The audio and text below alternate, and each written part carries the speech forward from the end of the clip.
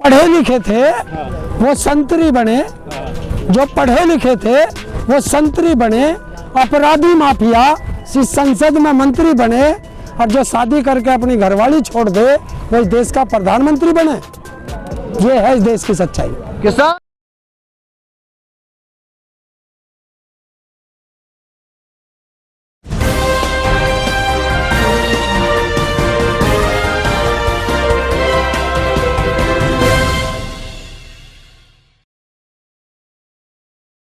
हमारे बीच है हरिंदर ताऊ। देखा जाए तो कहीं ना कहीं आपके चाहने वाले आपको सुनने को आतुर रहते हैं। इस किसान आंदोलन को 75 दिन हो गए, लेकिन ये मूकवादी सरकार जो आपका शब्द दिया हुआ है उसी पे बात करूंगा। क्या कहेंगे इस सरकार के लिए? सबसे पहले ब्लाइंड भी है, ब्लाइंड भी है, ब्लाइंड भी है। गांधी जी के तीनों बंदर है। हाँ।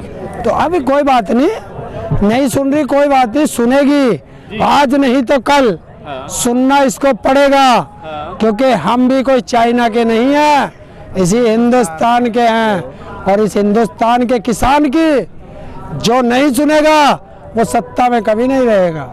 जो शोले फिल्म की बसंती है, जिसको हेमा मालिनी कहा जाता है, वो कहीं ना कहीं इन किसानों को आतंकवादी बताने का काम कर रही है, नक्सलाइट बताने का काम कर रही है। क्या उसको नहीं लगता इस देश का जो अन्नदाता है वो 75 दिन से आंदोलन में बैठा है? देखिए, उसके लिए एक शब्द है, और उसी की पिक्चर का शोले का बताया ना तुमने, तो शोले का ही डायलॉग है।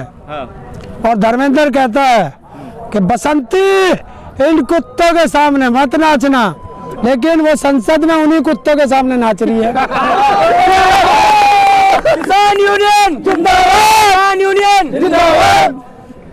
जिस तरीके से देखा जाए, जो अमेरिका की पॉप सिंगर है रिहाना, इसके अलावा जो है पर्यावरणविद है ग्रेटा, उसने जो है किसान आंदोलन को समर्थन की बात की। लेकिन यहाँ का जो फिल्म स्टार मीडिया है, कहीं ना कहीं मोदी मीडिया कह लीजिए, किसी भी तरीके से, जो यहाँ के फिल्म के जो कैरेक्टर हैं, अजय देवगन है, सुनील शेट्टी है, अक्षय कुमार है, लता मंगेशकर भी शामिल हो गई है, सचिन तेंदुलकर भी शामिल हो गए, तो वो सब आपको किसानों को नक्सलाइट, आतंकवादी और पता नहीं क्या क्या बता रहे हैं। क्या जवाब देंगे ऐसे लोगों को जिनको आप पैसे देते हैं टिकट के माध्यम से? देखिए, अक्षय कुमार का नाम लिया तो वो तो हिंदुस्तानी नागरिक ही नहीं है, क्योंकि भारतीय नागरिकता वो छोड़ चुका है। तो वो फिर क्यों बोल रहा? उसका क्या मोदी फुप्पा लगे? दूसरी चीज, नेता बिक गए, नेता बिक गए, सेलिब्रिटी बिक गए, बिक गया क्रिकेट का भगवान। बहुत अच्छे हैं। और एक ही देश में बचा है जिसे कोई माई का लाल नहीं खरीद सकता, उसका नाम है भारत का किसान। भारत माता की जय। ये भी कहा जा रहा है कि जो लोग मतलब कि भारत अंतर्राष्ट्रीय जिन्होंने समर्थन किया उनको हिंदू फोबिया है, मतलब कि वो लोग हिंदुओं से के विरोधी हैं। बिल्कुल। और जो जिन्होंने भी किसान का समर्थन कर दिया, आज ही कई लोगों ने ये ट्वीट किया मीना हैरिस को, ये हिंदू फोबिया है आपको, और उसने कहा कि मैं हिंदू हूँ। चलिए, हिंदू फोबिया, ये सारे जो यहाँ पड़े हैं ये सारे कौन से ईसाई हैं? भाई ये कौन सा ईसाई है? सारे हिंदू है, मुस्लिम है, सिख है? अब इसे धर्म में बांटोगे, मतलब तुम्हें कोई कुछ कहे तो बुरा लगेगा। मतलब अगर तुम कुछ, वे यही विदेशी अगर जब मोदी की बड़ाई कर रहे थे, मोदी के जयकारे कर रहे थे विदेश में, तो ये अच्छे थे। आज मोदी की सच्चाई बता रहे हैं तो ये बुरे लग रहे हैं। फिर वही डायलॉग आता है, इनका हमारा कुत्ता कुत्ता, इनका कुत्ता टॉमी। और मैं कहना चाहता हूं कि जो भी देश के किसानों का समर्थन करेगा, किसान उसका सम्मान करेगा, धन्यवाद करेगा। जिस तरीके से सचिन तेंदुलकर ने जो है किसान आंदोलन किसानों के खिलाफ जो है उसने लिखा, उस बात को लेके जो है, जो बीसीसीआई के जो अभी इस समय चेयरमैन बनाए हुए या डायरेक्टर बनाए हुए, वो अमित शाह के बेटे हैं। उन्होंने सचिन तेंदुलकर के बेटे अर्जुन तेंदुलकर को भारतीय क्रिकेट टीम में जगह दे दी है। क्या कहेंगे अब इस बात को लेकर? अरे तुम बेटे की बात कर रहे हो, उनका तो बाप भी अंबानी खरीदा है जी। अरे सचिन बिका किसके यहाँ जाके? अंबानी के। तो जब जो मुझे खरीदेगा, मैं उसका कुत्ता हो गया, और कुत्ता अपने मालिक को कभी भौंक सकता है? नहीं भौंकेगा। तो बाप तो गया बेटे को और बेच पगा। और जैसा कौन है, यो कौन है? देश का लुटेरा है वो, जो 50,000 रुपए से एक साल में 80 करोड़ बनाने वाला। कैसे बना वो, कौन कैसे बनेगा? और दूसरी चीज, जो वहाँ पे गुजरात में कोऑपरेटिव बैंक है, उसमें पता नहीं 800-900 करोड़ रुपया एक दिन में जमा हुआ था, वो कहाँ है काला धन? तो ये तो सारे खानदानी चोर हैं।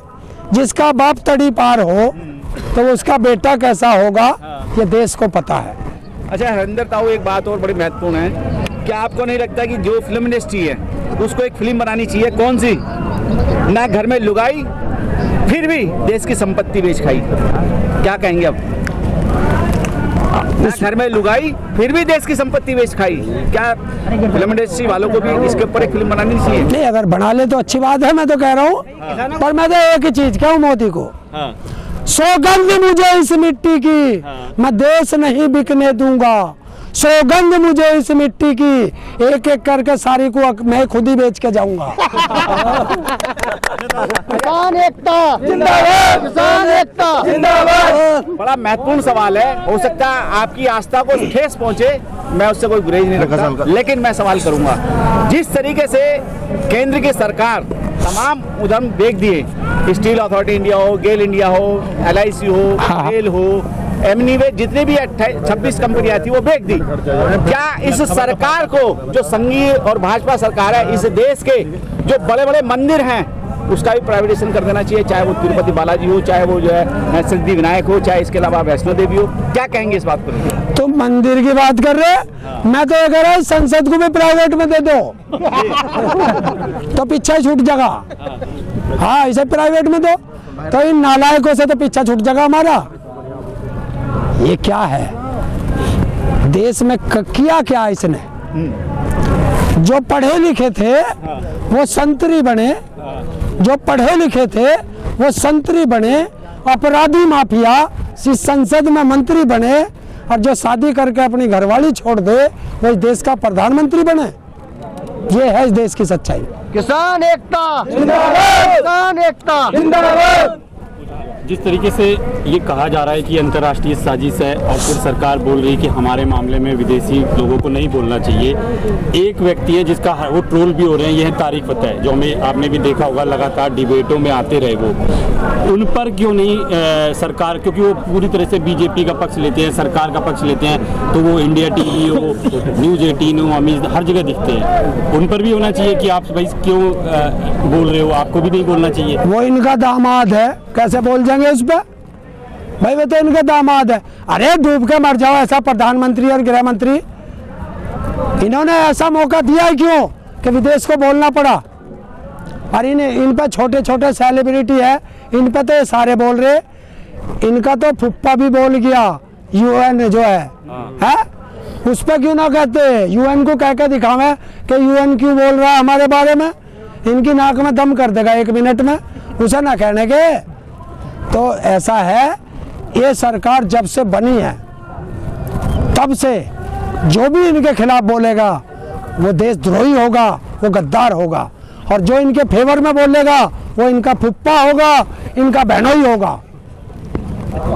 अच्छा, जिस सिख कौम की बात कर रहे हैं, जिस कौम ने भारत की सबसे ज्यादा फांसी खाई, फांसी के फंदे पे झूली, इसके अलावा उनके गुरुओं ने मुगलों के सामने जो है अपनी शहादत भी दे दी, उसी कौम की औलादे आज फौज में है और किसान भी हैं, तो क्या ये सरकार उस कौम से जीत पाएगी? आज तक कोई सी सरकार किसान से जीत पाई है जो ये जीत पाएगी? अरे सीमा पर हमारा बेटा तिरंगे में लिपट के आता है, और ये फर्जी राष्ट्रवादी हमें जो देशभक्ति सिखाते हैं। सीमा पे हमारा बेटा जवान होता है, ये RSS के नागपुरिया कुत्ते हमें तिरंगे का सम्मान सिखाते हैं, जिनके यहाँ 55 साल तक तिरंगा नहीं लहराया गया। ये RSS वाले जो 1947 से 50 तक तिरंगे को जलाते थे, ये RSS वाले हमें देशभक्ति सिखाएंगे। जब देश आज़ादी की लड़ाई लड़ रहा था, ये अंग्रेजों के तलवे चाट रहे थे, ये गद्दार जयचंद हमें देशभक्ति सिखाएंगे। और ये अब बात सिखों पे आई है। 1975 में जब इमरजेंसी लगी थी देश के अंदर, सारे नेता या तो जमीन में गड़ गए थे जिसे अंडरग्राउंड कहते हैं, या जेलों के अंदर थे। यही मोदी जो 56 इंच का सीना बताता है, देश में कोई दर्जी नहीं है जिसने नापा हो। कोई बताए दर्जी? यही नरेंद्र मोदी अहमदाबाद से भागा था, कच्छ के गुरुद्वारे में जाके पगड़ी बांध के दाढ़ी बढ़ा के 2 साल तक सिख बन के रहा था। जब इसे आतंकवादी नहीं दिखाई दिए, जब इसे है खुला है, कच्छ का गुरुद्वारा है, जाइए और वहाँ का रिकॉर्ड देखिए। 2 साल तक छुप कर रहा था, खुला है, चैलेंज है मेरा। पर ये नेता जो है ना, ये सारे एक थैली के जट्टे बट्टे हैं। तू मेरी मत कह, मैं तेरी नहीं कहने का। जिस तरीके से अन्नदाता जो है अन्न बोने का जमीन में काम करता है, लेकिन इस संघी सरकार ने, भाजपा सरकार ने किसानों के रास्तों पे कील सुन में पता नहीं क्या क्या बो दिए। क्या कहेंगे ऐसी सरकार को? अरे हम क्या डरे हैं कील बोले, एक रफे वो बच रही है, वो फोर्स चौथी को उसे भी लगा ले। हम डरे हैं, उसे चलाओगा कौन? इन्हें यो ना पता, वो फोर्स को चलाओगा कौन? या तो हमारा भाई होगा या हमारा बेटा होगा। अरे इनकी तो मान हुई तो मर रही है कि अगर उधर को मुंह हो गया, उसका मुंह इधर से होने से उधर को हो गया तो क्या होगा? ठीक है सर। किसान मजदूर एकता जिंदाबाद, किसान मजदूर एकता जिंदाबाद। इस आंदोलन को गति देनी है, आगे बढ़ाना है। आपको बहुत सारे लोग हमारे चैनल के माध्यम से फॉलो करते हैं, देखते हैं, उनको क्या संदेश देना चाहेंगे अगर इस आंदोलन को आगे बढ़ाना है, गति देनी है तो? देखिए, अपने अपने गांव से अगर 10 आदमी एक गांव से आते हैं तो वो यहाँ रहे, और उनमें से किसी को घर जाना है तो पहले 10 दूसरे आए तब जाएं। और एक संदेश कि अगर देश को बचाना है तो कसम खा लो किसानों कि गर्दन कट जाए, घर बिक जाए, जमीन बिक जाए, पर इस बीजेपी को कभी वोट मत दे देना। किसान एकता जिंदाबाद, किसान एकता जिंदाबाद।